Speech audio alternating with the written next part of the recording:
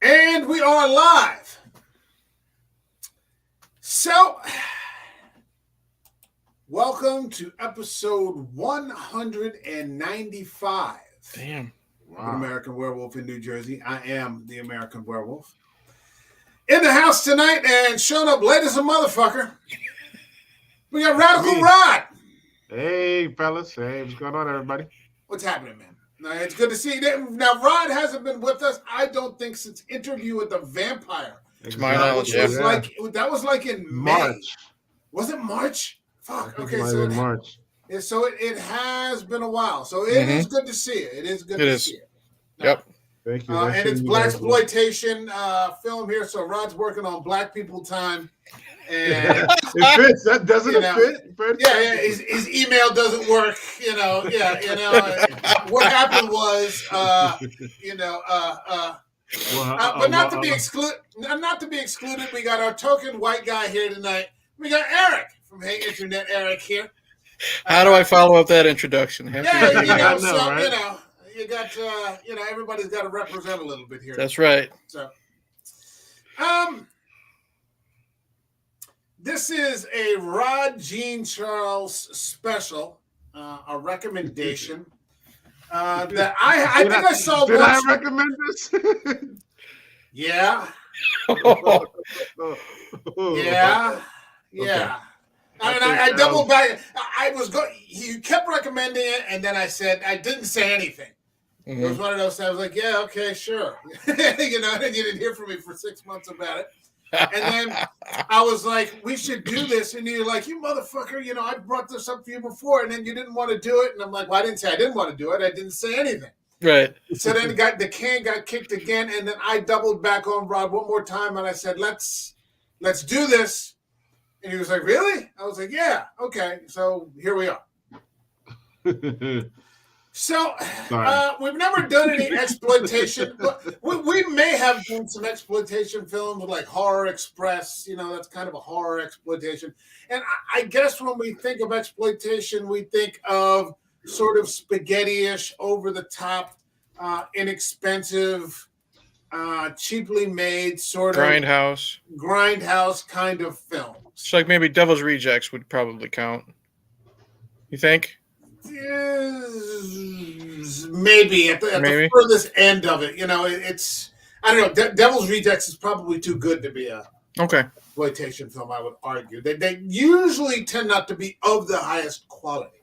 Okay, but I was saying to Eric before we went on that horror starts from the Universal classics, Lugosi, Karloff, Chaney, Claude Rains, so on and so forth.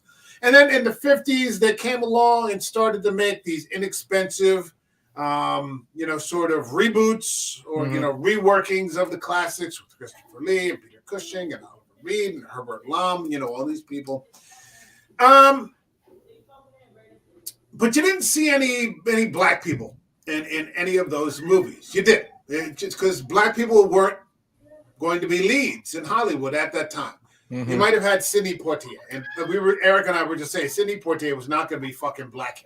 Like it's just not at all. He was way too serious. It was right. It was way too important to play a specific type, or play against type for what was typical for the time. And we didn't have any Denzels, and we didn't have any Eddie Murphys, and we didn't have any Halle Berrys, and we didn't have any Angela Bassett's or Danny Glovers. Or Kevin Hart's, or it wasn't even in a position where you could necessarily be a lead, even in a comedic role. Mm-hmm. Like a Kevin Hart type, or Richard Pryor or something. Yeah, or Richard Pryor. It had to be those first initial roles had to be super serious. You had to be seen in a certain dignified kind of way. Mm-hmm. And that was important coming off the Civil Rights Movement. So what ended up happening, you weren't going to see leads even in horror for Hollywood for Black actors and actresses. So what ended up happening, exploitation took it a step further and turned it into for lack of a better term, Blaxploitation, where Black actors became the leads in even really smaller budgeted type films. Basically taking from, the horror classics, stepping down, Lee had it, and now, the other actors were taking it. Oh God, I can't think of his name off the top of my head. William Marshall. And that's where we are for this 1972's Blacula. So if you guys are ready to go, shall we get it going? Yes, sir. Let's go. Boogie woogie.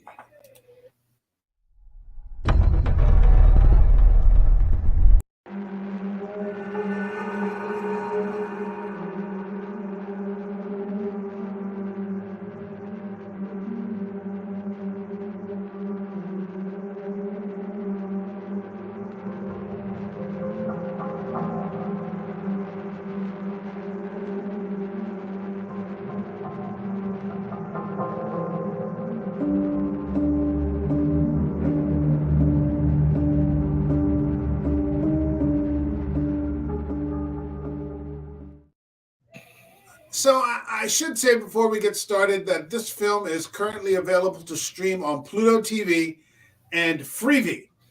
So if you have those apps, you can pull this up at any time. There's also the conclusion, the sequel, Scream Blacula Scream. That's on there. But before we get it going, Rod, why don't you give me your initial thoughts on Blacula? Wow. Without even just like a cursory whatever, and we're not here to. I understand the cultural relevance of the film. I don't think that necessarily makes it a masterpiece. I understand its importance and why, but just whatever you think, or maybe you loved it, maybe you did. I don't know. Well, I remember seeing this. Well, I haven't seen this since I was a kid. And it was really popular in the African American neighborhoods, and when I was growing up as a kid, and it scared me as a kid. But I was 6 when I saw it, something like that, and I was already afraid of vampires and terrified of vampires as it is at that point. So it really scared the fuck out of me. Yeah, I've come a long way. So this is the first time seeing it since then. Let me.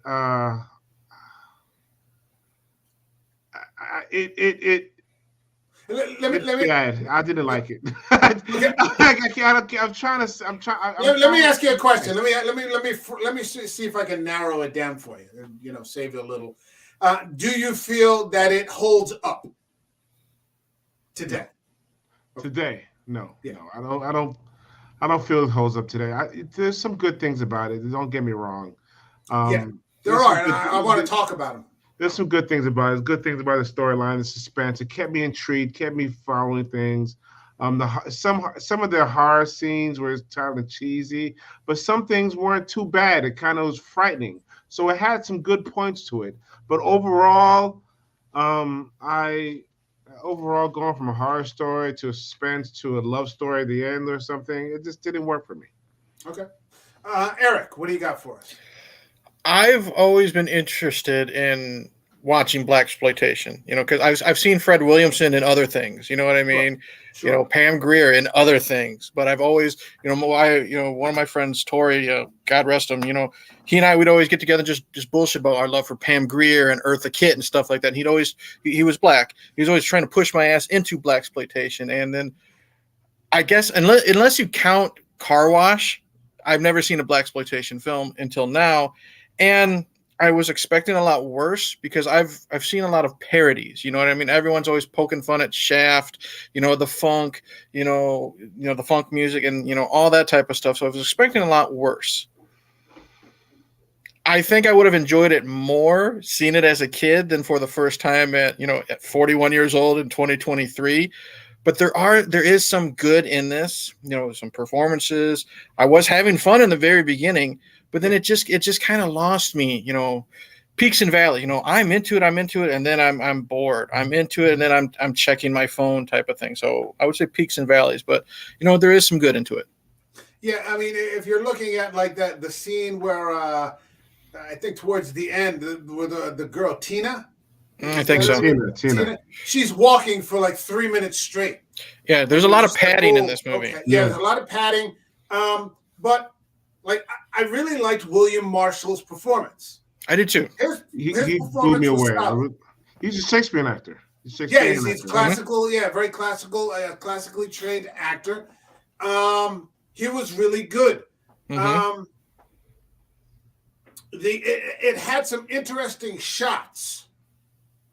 The way it was like when he first rises out of that coffin and just like approaches those two morons. Because like I put, I said, 100, right? Because it starts with two, the Dracula scene, and then we jump 150 years, and I wrote in my notes, 150 years later, morons have taken over. Yeah. And this is before I figured out that they were gay or faggots or, whatever you called them back then, because it was, and I was like, two less morons. I put like in the subnote right under that. But the way he approaches them and like the camera angle, like zooming in on him or just watching him kind of coming closer, that was really effective.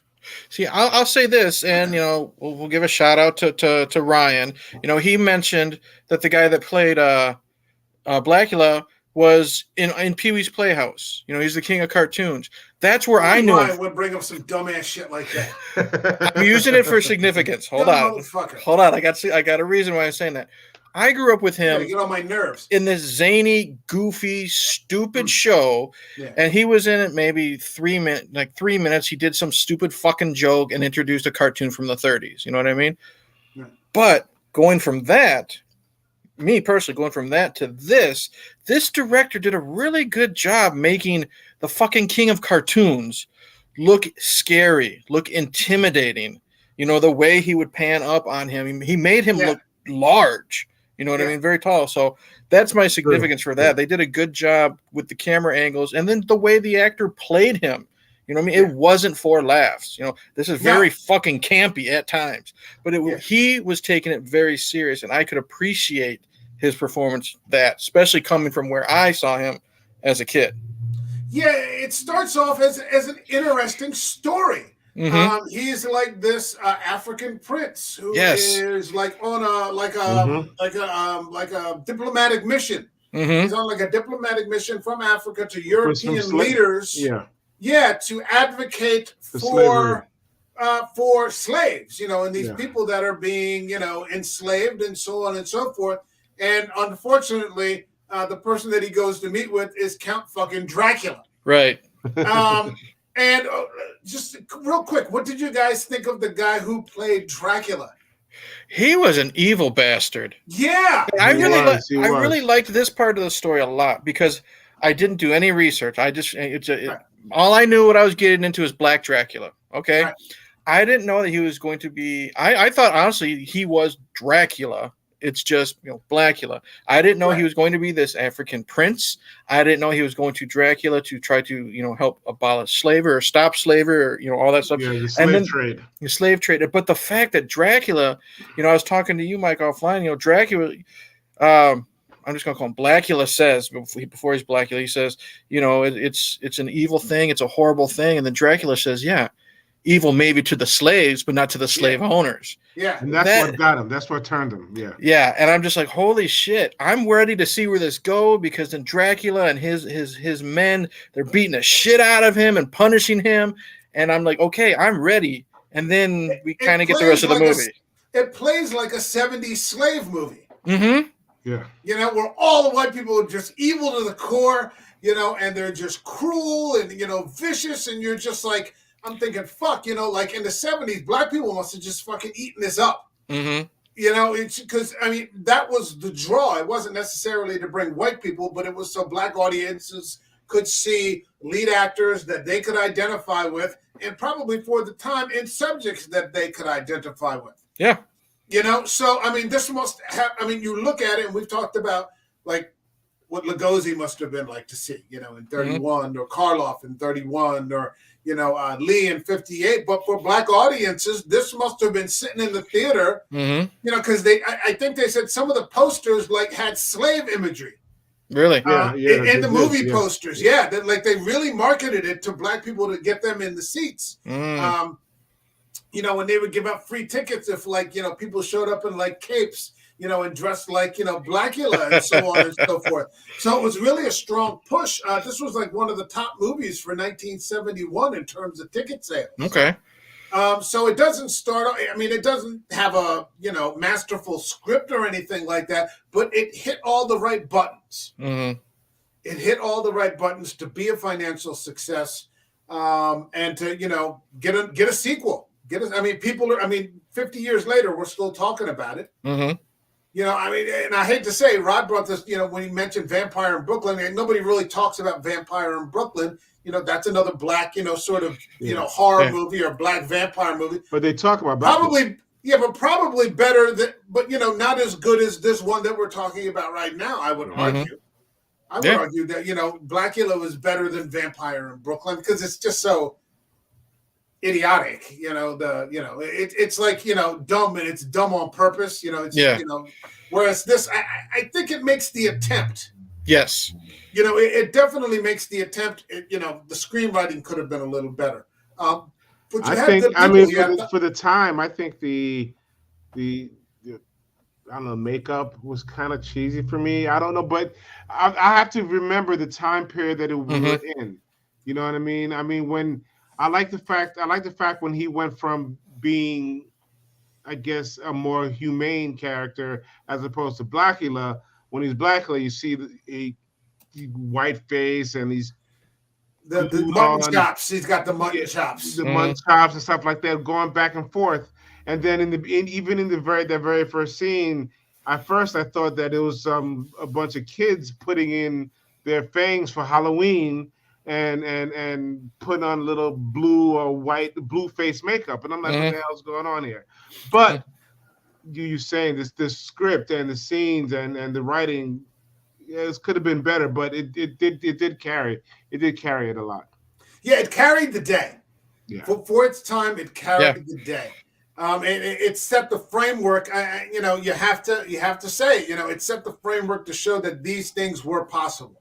Yeah. That blacks could be leads, not just that it could be one guy, Sidney Poitier. Because those movies aren't the big blockbusters that make money. But years later, you probably have the first blockbuster, which is like Jaws. I think somebody says there's one other movie that they consider to be the first blockbuster, but by and large, I consider it to be Jaws. This is only about 5 years off that. Yeah. So these sorts of movies can make money. They can be profitable, and ultimately the biggest color ends up being green. Yep. So okay, hey, this is going to work. Sure, then let's do it some more. It reminded me also of and again, I don't like this movie, but it reminded me of Coppola's Dracula. I mean, again, you've got this vampire who is searching for his long lost love, and I'm thinking, how many fucking movies did Coppola rip off to fucking make that shitty Gary Oldman movie? Yeah, I was definitely thinking that. This basically, it's just it's Oldman going after Winona Ryder, except it's just the 70s, and it's two black actors. You know what I mean? Because that's a trope that's been done to death. The guy who's centuries old finds he just happens to find the one person that resembles his long lost love. You know what I mean? Right.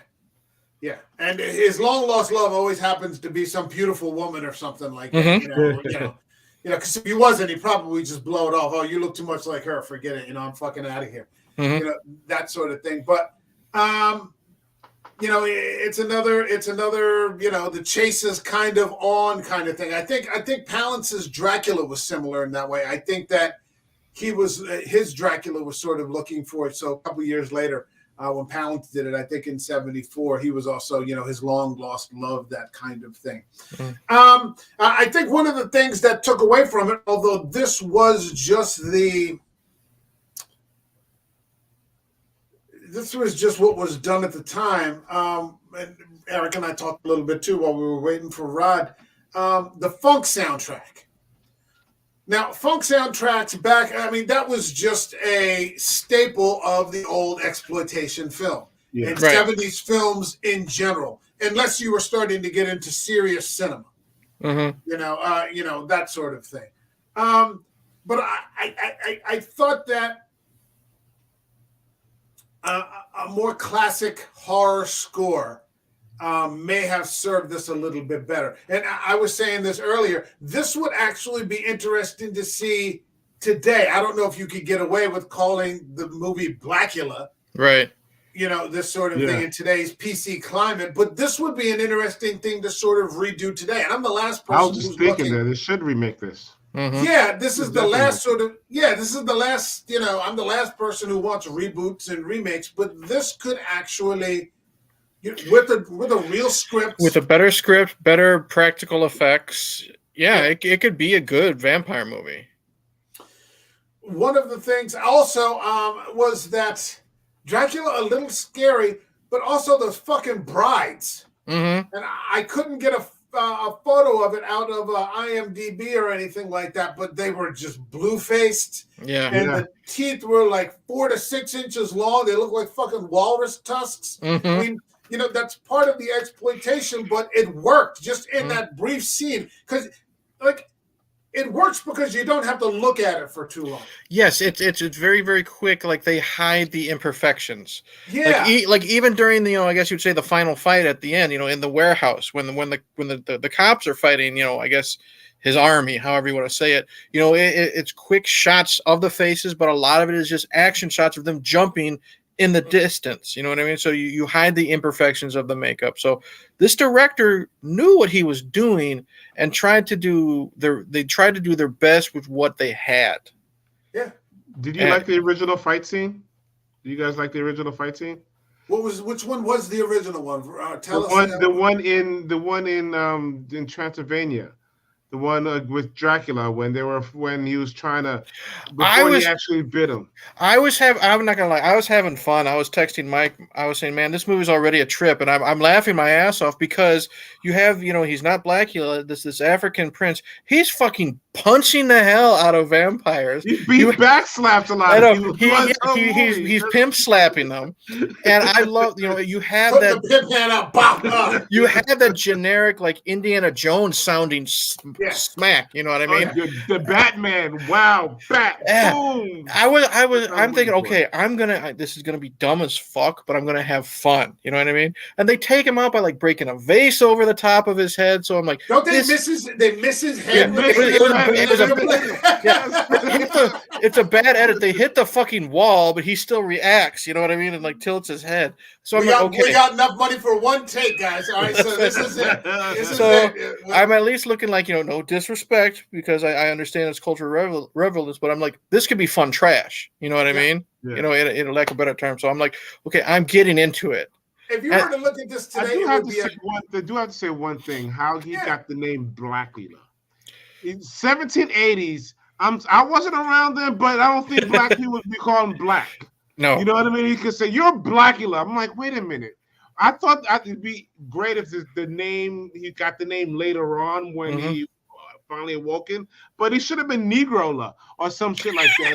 Not Blacula. At that time, you're right.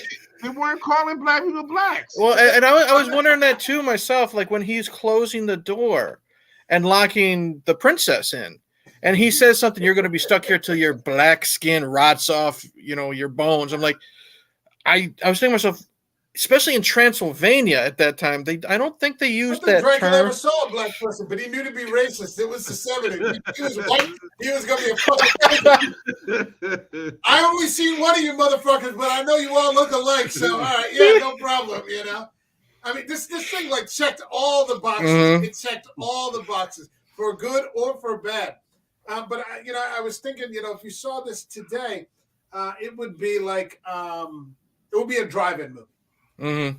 This would be a drive-in movie or something. I mean, and so you're seeing it on these. I mean, you should watch it. You should see it at least. Everybody should see it at least once. I'm not going to tell people not to watch this, because it's not the worst. I mean, there are far worse movies out there that horror fans celebrate every fucking day. So people can go fuck themselves. Mm-hmm. But it is what it is. It is what it is for the time. It's a definite. A year later, we had The Exorcist. It's a definite product of its time. It really is. Yeah, I mean, it really does check all the boxes. You got a black guy named Skillet. Yes. You know, He was funny. Yeah, Skillet was all right. Yeah. See that dude with the cape, man? That dude was weird. That's a weird looking dude, man. And then you had somehow Dracula was at the club. You know, even back then, black people were going to clubs or something like that. The whole club scene, that one guy that was dancing on stage, he was really into it. He was like, oh yeah, it was like Soul Train with the old line. Oh my God. Yeah, See, what the hell? That was what I was wondering. Like, we were talking about Patty, like the one lady walking across the street for 3 fucking minutes. How many full fucking songs are you going to play in this goddamn club song? I think we had three. Goddamn club scene. I'm like, there was no DJ. There was just this band. It was just a funk band. I mean, and the thing is, it's like a straight. We're watching a whole band performance. Then we're going to Blacula and the people in the crowd. You know what I mean? But I guess what would happen is, you know, you would bring in a band, and you know they're performing your score. But okay, you know, you can't see our face, so hey, we'll put you on here, and you could hear the songs, and then maybe people can identify you. You know, and that's probably a little promotion to them. You know, possibly you would never do anything like that. Now, I can't think of the last time I saw a live band in a movie. Oh God, do like entire songs. The last time I can think of something like that was that old Seattle movie Singles. I don't know if anybody remembers that. It was like Soundgarden's on stage. Ben Stiller movie. Yeah, no, it's Matt Dillon. Is it Matt Dillon? Okay. Yeah, and Alice in Chains, like Lane Staley's on fucking stage, like doing, you know, all kinds of shit, and it was a good movie. But I mean, yeah, you had like 3 songs that like 4 minutes long, going through the whole thing. But I think that was just part of what happened in exploitation films back then. You know, that was what you got. So that was the norm. But now you're like, what the fuck is that? But that was for the time, you know, just standard fare. You know, it's just such a weird fucking time because, you know, everybody must have been high and, you know, this, that, and the other. So, like, to see William Marshall walk into a nightclub with a cape somehow didn't seem that weird because everybody else was dressed up weirder than fucking he was. They probably thought he was one of the fucking pimps. That's all it was. Yeah, exactly.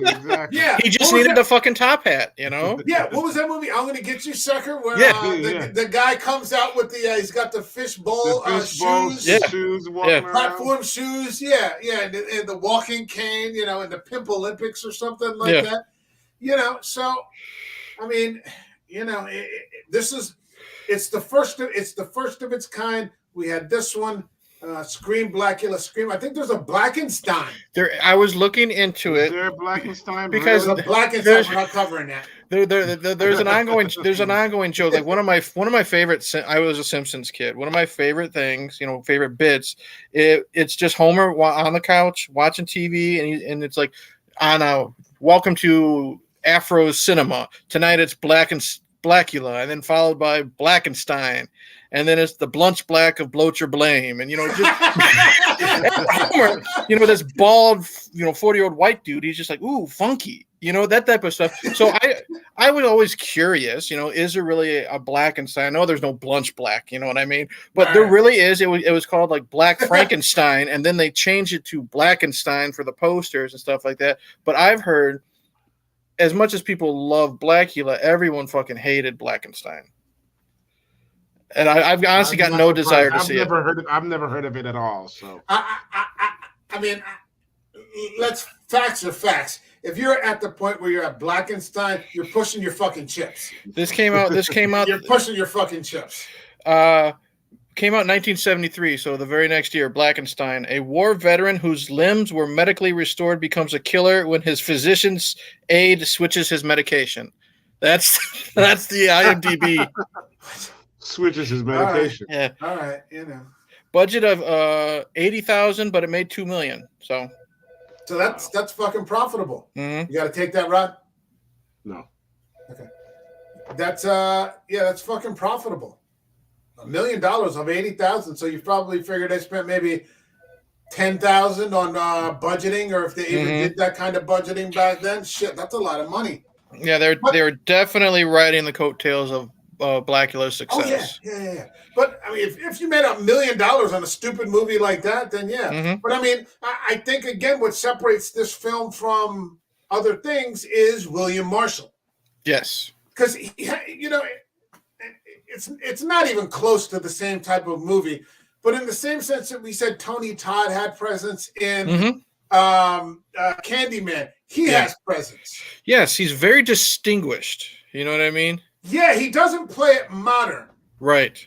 You know, and there are tons of holes in here, like, you know, how does he know she's at the nightclub? Yeah. Or, you know, how does he even know what the fuck a photograph is? He's been alive for like 3 days. I know. I thought about that too. You know, these sorts of things. It's like we were talking earlier today. It's just the force, you know. It's you just have to go with it. Yeah. It's Ryan should be here. Yeah, he probably is a 5-star movie for Ryan. He's like, how did he transport his coffin from the one place to this warehouse? You know what I mean? Just carrying it around with his fingers. Flo, come on, follow me over here. Yeah, or something. Yeah. I don't know. Well, one of the great things I thought about this though was when the whole neighborhood freaked out when a giant bat showed up. Mm-hmm. Like, how the fuck does the whole neighborhood know what's going on over in the hood? You know, that giant bat just freaked. It's a giant bat. Holy shit! You know, and like the whole fucking all right. You got all the cops. Are they supposed to be New York? I've never seen the New York streets so empty in my life. I think it's set in L.A. Is it L.A.? I think it's set in L.A. So, I mean, I don't know. It's. Well, once we got the Skillet, and I just love his name. I don't care. And when he kills that fucking cab driver. Mm-hmm.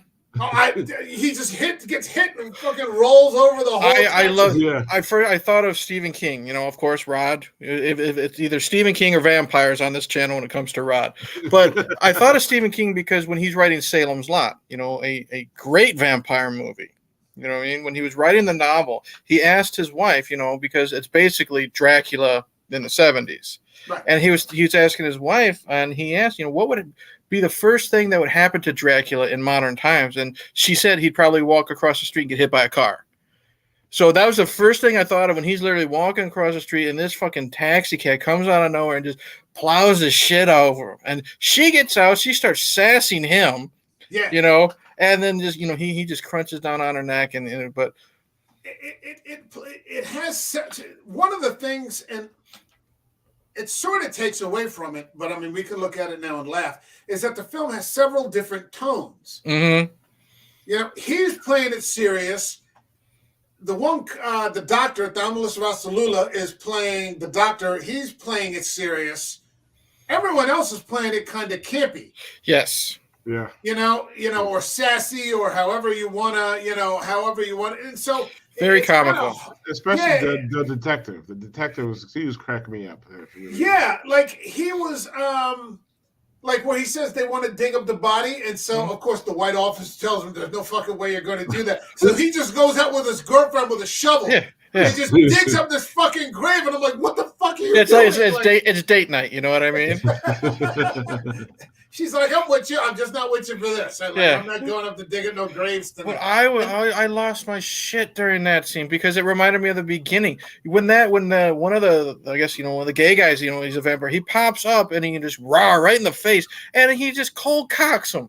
You know what I mean? And then he beats him over the head with the fucking shovel, and then just impales him with a stake. That's the stuff that I was kind of hoping to get. You know what I mean? Because I was having fun with that in the beginning, so I thought it would be kind of fun having that mixed with, you know, Blacula being so serious. But again, you know, like I said, peaks and valleys. This movie doesn't know, in my opinion, what it wants to be. You know, do you want to be serious or do you want to be Looney Tunes? Right. But it keeps in with what exploitation films are. Okay. Exploitation films, but not just Blaxploitation, but I mean any exploitation film tends not to be overly serious. Okay. Or it's just so over the top that you're just like, okay, I'm just going to sit back and just watch this and, you know, see what fucking happens because, you know, I can't set an expectation for cinema or anything too even. Mm-hmm. Okay. You know, it's just going to be up there like all the time, you know, in one form or another. I mean, there was the Juanita Jones when that's the scene I remember when I'm a little kid when the taxi driver gets out of of the freezer, and then just comes running. Oh, jeez. That wasn't a bad scene. No. It wasn't a bad scene at all. When she came running out that room and came that freaked me out when I was right at the camera. The camera's right there. She came right at it, and it was like, it's in slow motion too. It's very off-putting, and creepy. Yeah. Yeah. When she's going after the one dude with the hook hand, when he's on the phone and stuff. But it was very creepy because I liked the way she looked. She did have like the pasty makeup. You know what I mean? So she looked, air quotes, dead. You know what I mean?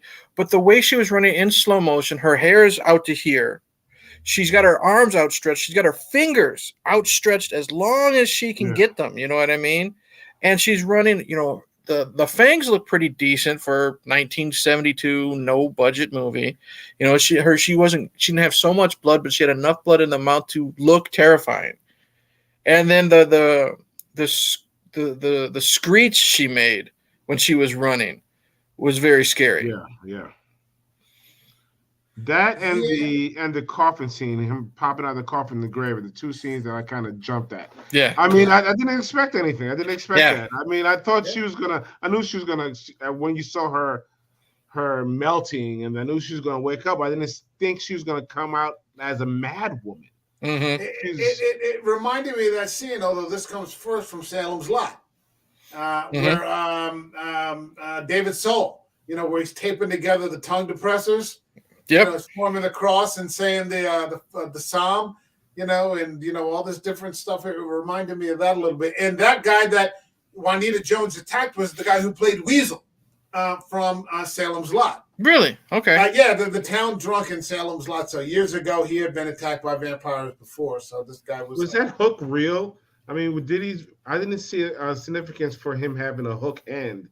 I didn't even notice he had a hook. I'll be perfectly honest. The only reason why I noticed is because my wife was, laughing because she did find it funny. I'm the only white guy on the panel tonight watching Blacula. But she was watching it and in between playing on the iPad and stuff, and she's like, "Is that guy scratching his head with a hook hand?" I'm like, "Yeah, Lisa, yeah. Why does he? Yeah, why? Because she hasn't been paying attention too much. She's like, "Why does he have a hook hand?" And I looked at her like. I'm like 45 minutes through this movie. It doesn't fucking matter. You just rolling with it. Just roll with it. Just go. We should say in this film's defense, it is only 90 minutes long.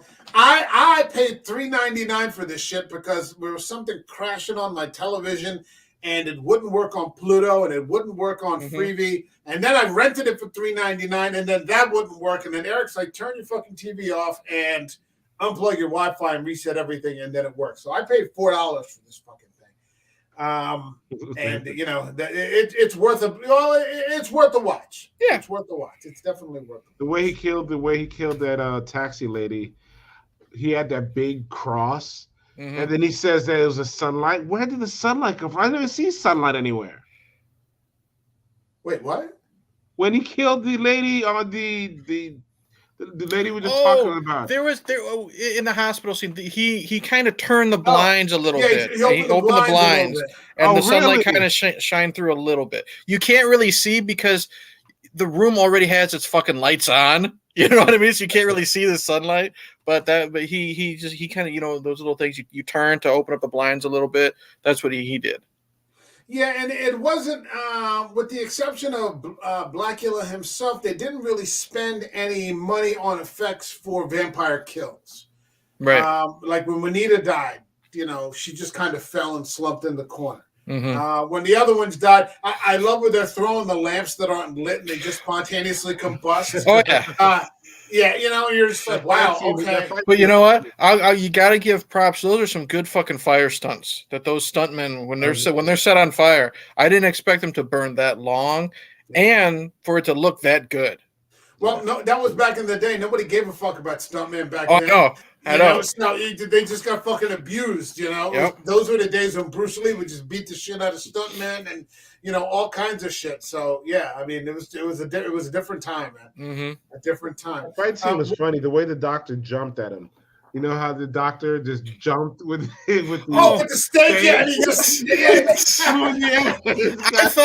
I thought it was going to be like this big time heroic fucking thing, like he was going to leap and then stab him as he landed, but no, he fucking misses him. Then he gets up. I'm sure he fucked up, and it's kind of like when Blacula didn't get hit with the vase. He missed his target, and then he's like, oh shit. Then he gets up and stabs him, but it kind of added to the little bit of charm this movie did have. A little bit. I'm doing my best.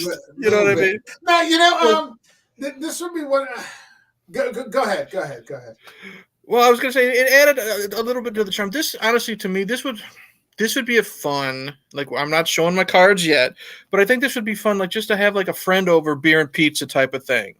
You know what I mean? For a lot of it, that's just me. You're not paying too much attention to it. Exactly. You're having more fun, like Mystery Science Theater. You know what I mean? I haven't done those in decades, but it seems like this would be something you would watch like on edibles, or something like that. You're just like laughing your ass off. Yeah. I would love to have been a fly on the wall in a black movie theater in 1972 to see what the response would have been from the audience.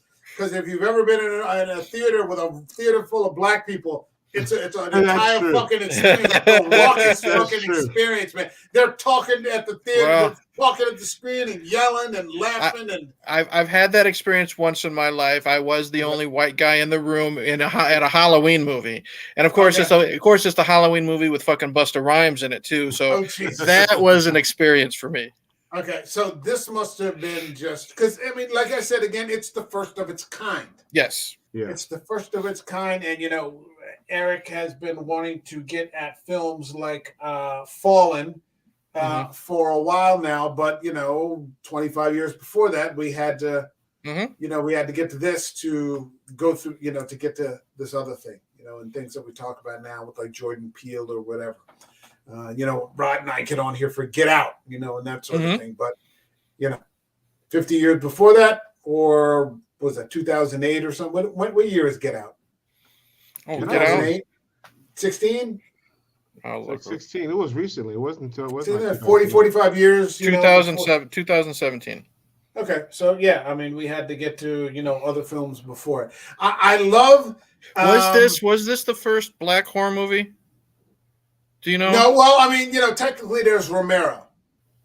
There's Night of the Living Dead. I mean, that had one black character. I'm talking like where like the 90% of the cast was all black. Would you say this is probably the first one? Yeah, I would argue, yeah, like that police officer who said, "Well, everybody looks alike, so he can't really." Can't really tell if that's one of the gay guys. Yeah. Like what? Yeah, it's like what the fuck, man. Jesus Christ. It is the 70s. So yeah, it's the 70s. They're just not pulling any fucking punches. Yep. The one scene that cracked me up was when William Marshall is telling the story of how he's kidnapped from Count Dracula. Mm-hmm. He's kidnapped by Count Dracula, and I just thought, and she just believes him like that, and I'm like if either of you ever came up to me and said you've been kidnapped by Count Dracula. Really? Stop smoking, man. Stop smoking. Yeah, exactly. What are you tripping on? Stop dropping. Eric, you've just had a rough day. Go sleep it off. Yeah. Yeah, Dracula, really? Okay, no problem. Jesus Christ. But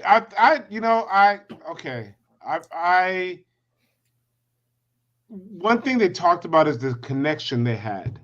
And they had the connection, and she kept on saying, I don't know why I'm so connected to you. I don't know why that we have I feel something there. So maybe it's because of that connection, that soulful, mindful connection they had, is why she kind of believed him. Yeah, and they never really bothered to explain it, but I will say that when she was killed, I was like, oh, that's fucked up. Yeah, I didn't expect that. Yeah, I didn't expect that either. There is some tragedy here. Mm-hmm. There is some and it's real and it's sincere. And you're like, oh fuck, I didn't think that. I mean, would she look like the Bride of Frankenstein?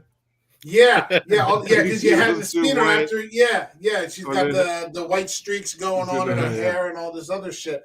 And I thought that the scene where he declares that everybody that comes in that warehouse is going to die. Yeah, and it's going to be their tomb. Like, fuck, he sounds serious. Mm-hmm. So again, some parts very serious, some parts not as always, I almost always prefer the things that are serious. Mm-hmm.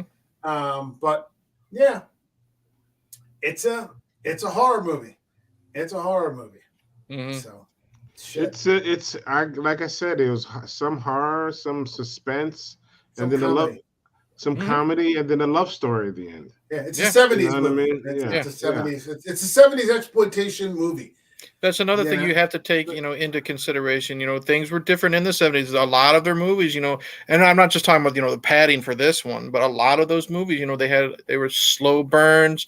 A lot of the scenes were more dialogue filled, drawn out more. So that's also showing how it is also a product of its time too. Yeah, with the long scores and the songs that just go on. I mean, I think we see this, in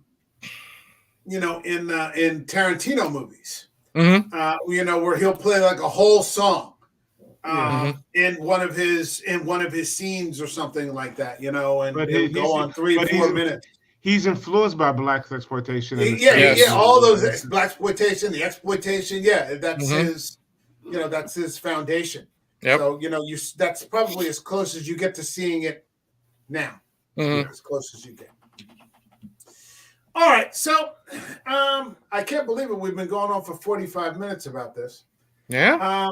Is there anything that we did not mention in this film that you would like to bring up?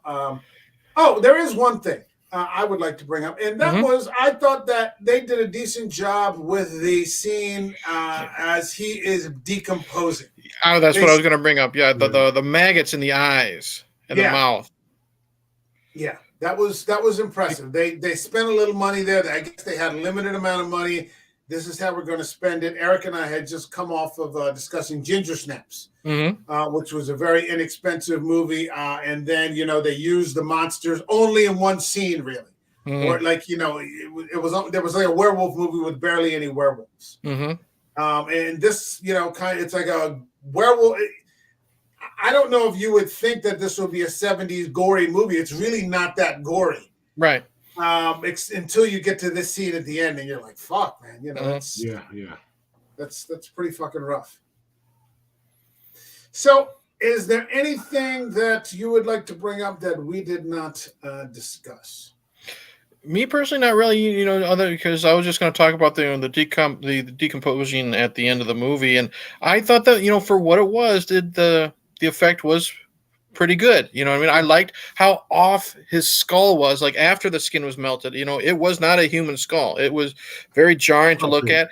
And I honestly liked how Blacula just, now his, as much as I hate the long lost love trope, he'd rather kill himself. Yeah. And be alone. So I didn't expect that. And I like that he just basically said, okay, fuck it.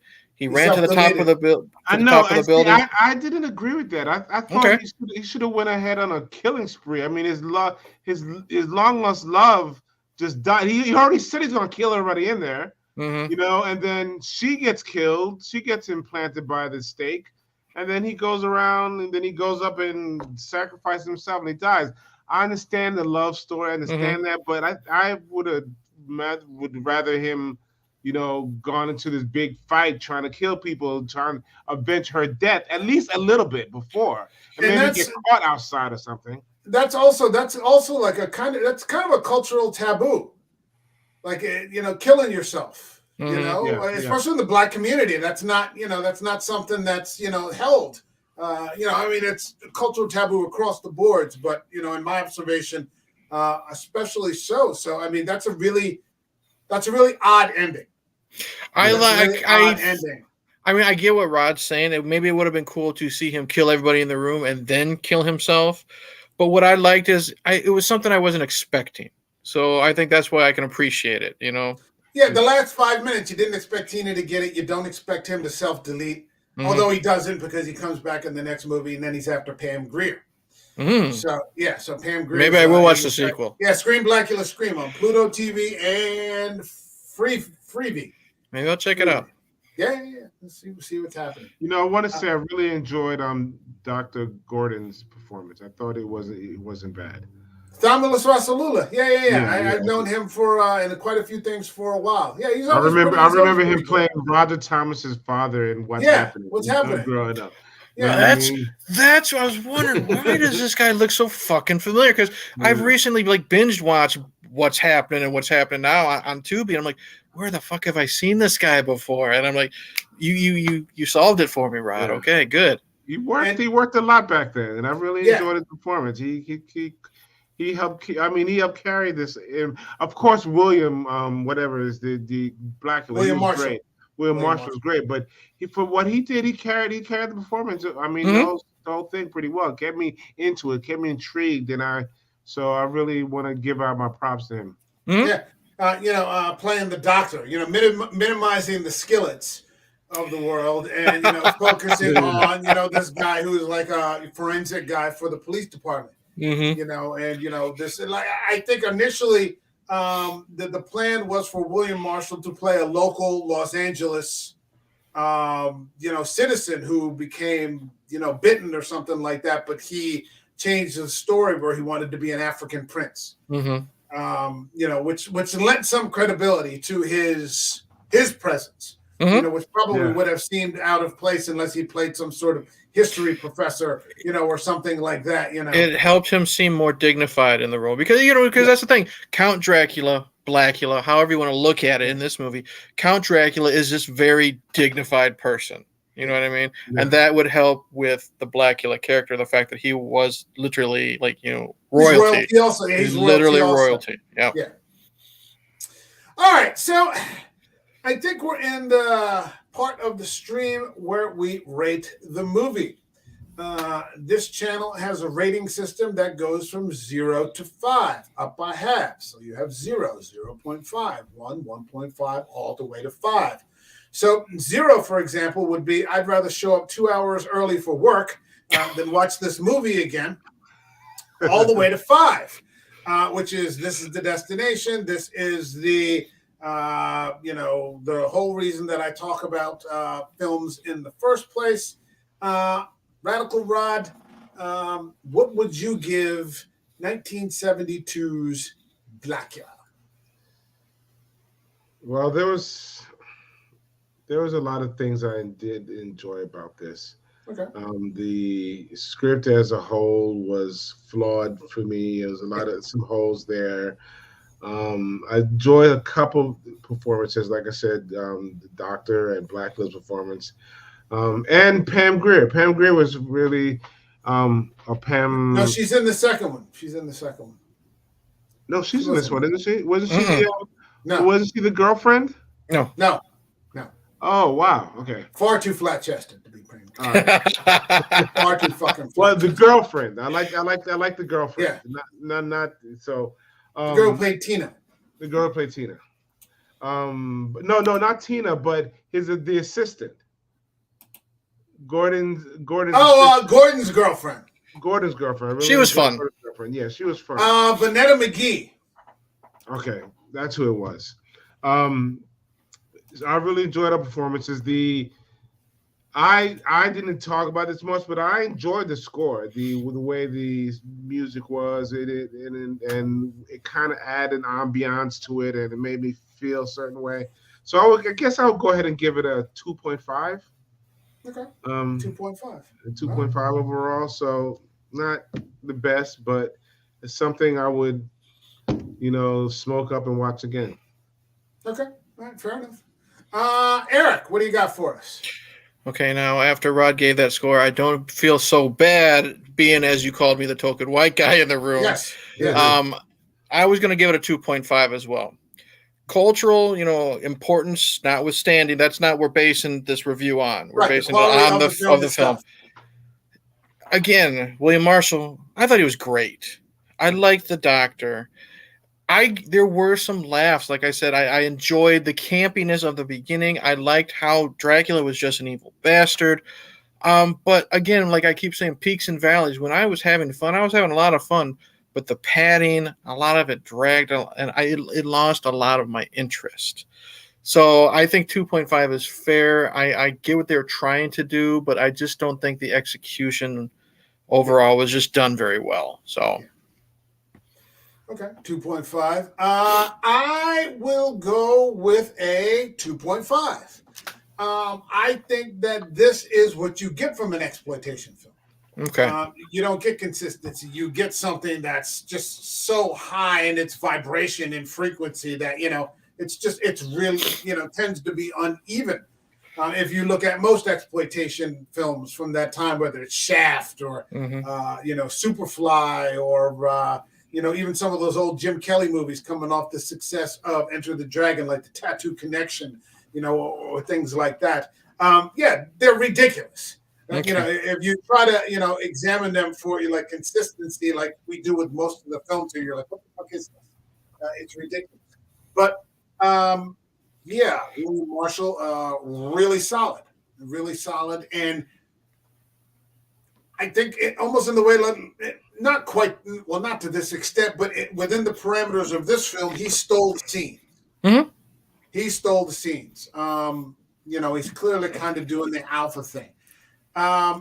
When there was comedy, I laughed. Mm-hmm. Because they couldn't have watched that and thought, well, this is supposed to be serious. But it also, or at least those specific parts that I'm thinking about, like running over the taxi driver, biting the taxi driver. Yeah. Juanita Jones, running. That freaked me out when I was a little kid. That was the part I saw. And I was like, what the fuck am I watching here? I could see that, yeah. I was like 10, I was like, what the hell is this? Him coming out of the coffin, and approaching those two fucking idiots, and you're just like, oh, okay, this is so. Yeah, it loses points for having a funk score. I could live without a funk score. If I don't want to see a funk score in a horror movie. I want to see a traditional classic score or something like that. But yeah, far from the worst movie that horror fans celebrate. I'd probably watch this over, any of the Friday the 13th or the Halloweens or the Freddy's or anything like that. In Rod's defense, I would put this above Children of the Corn. Yeah. So would I. And again, the things that are the boxes that they're checking, are funny. Mm-hmm. They're just funny, like genuinely funny. Now I don't know if they were. I guess they were intended to be funny at the time, but they're still fucking funny now. Mm-hmm. So plus we got Skillet. So yeah, and just because I gave it a low score, I don't regret watching it. I don't think this was a waste of time. I don't know if I'll ever revisit it, and not just because of Pam Grier. I am interested in seeing the sequel. But I'm definitely not going, the Blackenstein route. I think, 2 Blaculas and I'll be done. Yeah, you don't see yourself getting the steel box for a Blacula. The 4K, because I really want to see the mutton chops in high def. You know what I mean? Yeah. Well, I mean, we pulled almost an hour talking about this. It's a respectable conversation. So not too bad. Right. You got anything to plug? No, not right now. I have nothing to plug in. I'm gonna be maybe producing and acting and raising the son, but nice. Very good. Congrats. But that's still up in the air. We're still in discussions about it. Let's see. Rod, you've got to get some live streams for these productions or something. Yeah, it's funny. During the pandemic, I had a couple of live streams. I did a couple of live streams. Dude, you can go to church now on Sunday and they live stream the mass. So you can live stream, and it's just some guy up there with a camera on a tripod. Mm-hmm. It's not it's not the Joe Rogan experience or anything like that. It's just, That's a good idea. If I'm going to produce it, maybe that's something I can look into. See if I can. Being in Hollywood, I should be able to find somebody to film it. Oh yeah. Yeah. Help get your name out too. You don't need someone in Hollywood, man. You need somebody with a recorder and a tripod. Mm-hmm. It doesn't have to be, a PBS, masterpiece thing. You just, you need somebody up there that'll stream it to audiences, and spread the word and hey, share the video. And, I hate to say it, but you got a Gmail. That means you got a YouTube channel. Mm-hmm. No. You can be uploading this. You can be uploading these productions onto your channel. Mm-hmm. You got a resume. Hey, here's my fucking channel. Go check out my shit. A YouTube account comes with every Gmail account. We'll help you set it up. I'm sure, I never all of us will be happy to help you. Yeah. I guess it comes right with. I guess I do have to find my password and figure it out. Just change it. Don't find it. Just say change the password. Yeah. Just change your password and just make it something, that you'll recognize, just something. Yeah, what it is, there's like, you click like forget password, and then they'll send you like a couple questions to answer to prove it's you. Then they might send you like a number to your phone. You click accept, and then you can reset your password. It takes like maybe a minute. I've reset passwords before, so yeah. Yeah, and if that doesn't work, then just get a new fucking Gmail account. Just open a new Gmail account. Like Rod Jean Charles at Gmail. Yeah. Or RJC and then you got a brand new YouTube channel, and it's just it's already ready to go. You just got to start putting shit on there. Mm-hmm. You don't have to make live streams like this, but I mean right. when you have productions, get your fences up there. You did the Sunset Limited, these sorts of things. Just upload your shit up there so people can get a look at it. Man. If you need some help, let us know. I'll help you. Yeah, I definitely will. I'll definitely will. I'll look into it. Okay, I'll keep reminding you. Eric, plug something. When I'm not hanging out with you, Mike, here, Hey Internet Eric here is my YouTube channel. I just uploaded my thoughts trying to shine a spotlight on a movie Mike and I discussed on this channel called The Devil's Candy with Ethan Embry. Fantastic fucking dark movie from IFC Midnight. Really, really love it. And just finalized today, God willing, knock on wood. Me and Mike were big wrestling fans. We've been talking about wrestling on the channel offline, and Mike knows I go to a local. If you want to talk about wrestling, I'm there. All right, we'll bring you out. Okay. Yeah. Every week I take my Raw, my ECW, my everything. So nice. Hey, really? Okay. Yeah. All right, we'll bring you in. Raw, SmackDown, and last night I just watched what's your name win the championship from NXT. Tiffany Stratton for NXT. Yeah. Yep. Okay. Well, Mike knows I have a local indie federation that has shows like literally 5 minutes from my fucking house. Windy City Pro Wrestling. They try to do like a monthly show, and I've become close with the owner. I've become close with a lot of the wrestlers. And September 23rd, which is a week from this Saturday, I'm actually going to have my first interview where I'm going to be interviewing one of my favorite heel wrestlers that I've come to know over the past year from these independent shows that I've been going to. Gavin Alexander. I think he is what is kind of missed when it comes to independent wrestling. A real asshole bad guy, real asshole heel who will like walk down, he'd throw the hats off kids' heads and insult their mother and stuff like that. It's really missed, and he's been wrestling for 20 years. Me and him were talking, he trained under Cowboy Bob Orton Jr. and Tracy Smothers. Wow. So the dude has got a lot of stories. So September 23rd, live, 8 p.m. Eastern, 7 p.m. Central, knock on wood. I'm going to be interviewing him. Don't know how long it's going to be. We might just... What's that? Do you watch Heels? I haven't seen Heels, but me and Mike, we're going to watch that show. What's it called? Wrestlers? That's just today. Yeah, we're going to watch and discuss that. You guys should watch Heels. It's not bad at all. I've heard that's really good. I don't have stars. I don't have. I think it's on. I think it's on. I think it's on Tubi now. I think it's on Tubi now. Is it really? Okay, I think so. I'll take a look.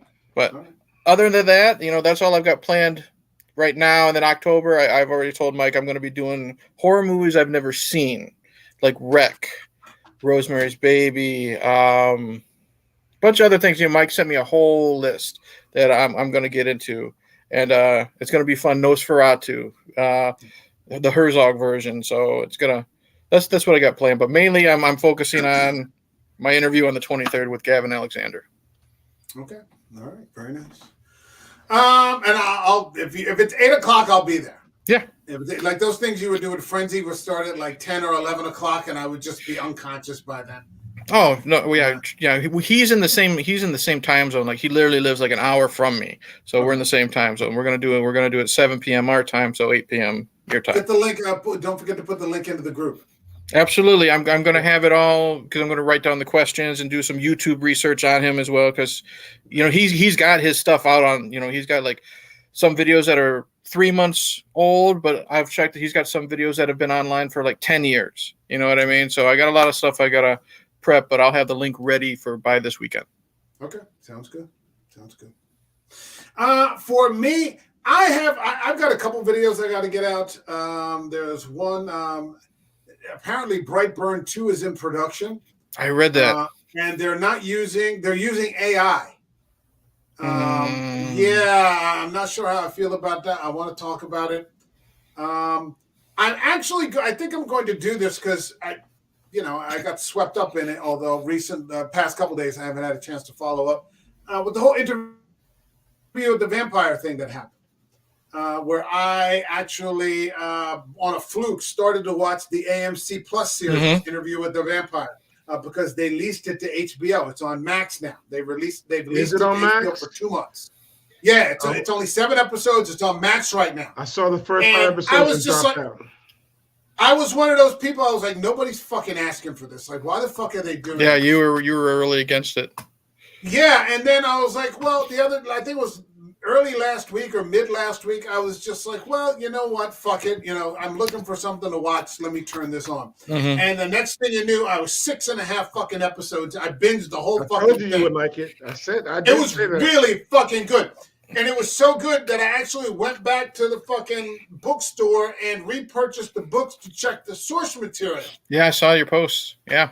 Which it really doesn't have much to do with the source material. Like, it really doesn't. Like, it just doesn't. They've modernized it with the whole fucking gay thing, and it's really, there's no sex in Interview with the Vampire at all. But it's still really fucking good. It's just a great production. Well, I remember production, and the guy that got to play fucking Lestat is fucking really solid. Well, I remember your post in our group chat. It was like a fucking paragraph. You know what I mean? Talking about how much you enjoyed it. I couldn't fucking believe it. And I'm like, holy shit. And then you just go one to the other, And next thing I knew, I was like 30 minutes left in the last episode. I'm like, I got to go to fucking bed. So I'm thinking about just having a kind of like a one-off discussion about the movie and the series and then the book. And, where do these stand up compared to the source material? Okay. Because I've only read the first, because it takes you like maybe 2-3 days to read a book, one of those books. And so I got up to the part where the season ends, which is where they try to kill Lestat. Okay. And I'm just like, okay, this is not, it's still fucking great, but it has nothing to do with what I'm reading in here. So I'm thinking about doing some sort of just compare and contrast kind of thing for an upload. But then on Monday, we've been talking, Eric, for as long as the show's been around, the sort of standard for horror has been, oh God, I can't think of his name now. Ari Aster's Hereditary. And there have been other movies that I want to fucking cover that we just haven't gotten around to. And I think we're about to do that on Monday. The first one I want to get into, Roddy, well, it can't be a late show. But you're welcome to join us. The Black Coat's Daughter. This is a serious fucking horror movie. What's it called? The Black Coat's Daughter. It's on Max right now. 2017. Okay. Yeah, The Black Coat's Daughter. And it is a serious fucking horror. It's got a good cast. James Remar and Lauren Holly and Emma Roberts. So. Yep, and it was one of those movies, just like Hereditary. I watched it. I'm like, what the fuck is this? And when it was over with, I'm like, what the fuck did I just watch? So finally, as we approach 200, bring these movies in. There's another movie I want to cover soon also. This was the second movie, and maybe we'll get to it the week after. Fucking Lamb. I've heard of that. Holy shit. That's, again, right up there. Okay. Right up there. So, Rod, I do want you to come back in October, man. Let's do a late show in October for one of the Halloween movies. Oh yeah, I'll be down for that. Okay, I'll send you the short list. It can't be 200. I'm sorry. If you want to join, please join us for 200.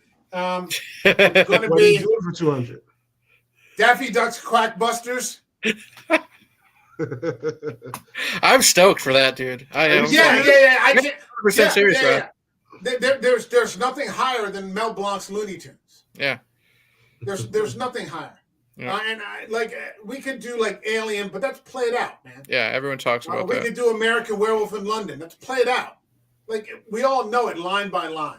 You know, you might as well do Carpenter. You might as well do Carpenter's Halloween. You know what I mean? Yeah, there are no new insights to be. You know, with extractors. Okay. Get out, Rod. Right? Bye, Rod. But we got 3 other movies, and I'll send you the list on what they are, and we'll get set up for a late show. I want to get you in for one of the Halloween movies. Let me know. Let me know whenever you do 200. I'll be there. Okay. It's 5 weeks away at this rate. 5 weeks away. So somewhere around mid-October. Yeah, I think hold on. Did I write it down? When? You gave me a list, but you never gave me any dates, though. The way it looks right now, it might be October 11th on a Wednesday. We'll see. We got to see if we can get the wrestlers. I got to talk to Jay. We got to see if we get Jay back too. Okay. All right. Yeah, that should work. If it's just that Wednesday, that Thursday, I am going to my sister's wedding and reception, so I will not be available the 12th. But if it's the 11th, I am totally available. All right. Well, we'll see how it rolls out, because I was planning to do wrestlers next week with you. Okay. But then I want to do Lamb also. So maybe I'll do that on Monday. We'll see how the numbers roll out. Sure. All right. That's it for this show tonight. My thanks to Radical Rod joining us out there on the left coast. Stay safe out there, man. Thank you. It's a little squirrely every time I see California in my Twitter feed, my X feed.